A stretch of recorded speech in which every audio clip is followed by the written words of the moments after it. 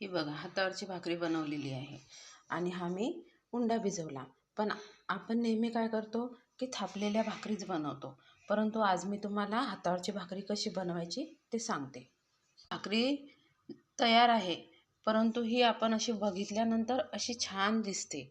मग काय करायचं की थोडा वेळ आपण असा गॅस हा कमी करायचा आणि 5 ते 10 मिनिट तिला शांततेनं होऊ द्यायची, म्हणजे ती कडक आणि कच्ची राहत नाही. आता आपण उंडा भिजवल्यानंतर आपल्याला हातावरचीच करायची आहे, थापलेली नाही करायची.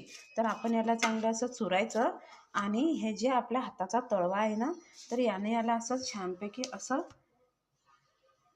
खूप वेळ बनवल्यानंतर हा उंडा हा छान तयार होतो.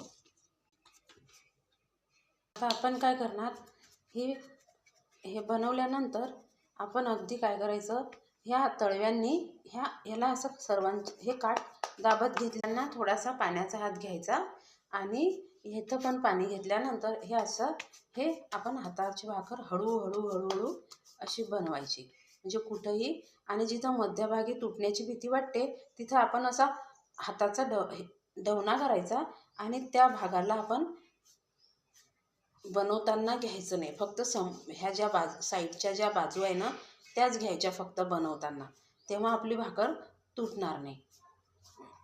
हे बघा छान हातावरची भाकरी तयार झाली माझी. आणि साईडचे काठ पण असे बारीक करायचे, म्हणजे ते जास्त मोठे वाटणार नाही. आपली हातावरची भाकरी तयार झाली. उलटल्यानंतर बघा किती सुंदर दिसते. आजकालच्या मुली हातावरच्या भाकरी बनवतात. हरभऱ्याची भाजी बनवली, बघा किती सुंदर आहे. ह्या अन्नाला किती चव असते आणि पौष्टिकही असते. चांगलं अन्न म्हणतो आपण, आणि आपल्या पोटामध्ये आपण नुसतं कचरा भरत असतो. हे असं साधं अन्न जर खाल्लं तर आपण कधीच आजारी नाही पडणार.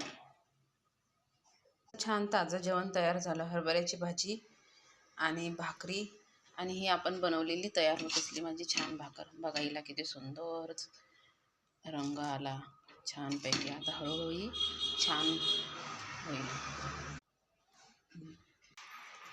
अन्न हे पूर्ण ब्रह्म. आपली सकाळची न्याहारी तयार झाली. चूल जर असती तर अजून खूपच चव लागली असती या भाकरीला. कधी कधी चुलीवरच्या पण बनवते भाकरी मी. बघा किती छान दिसते ही भाकर.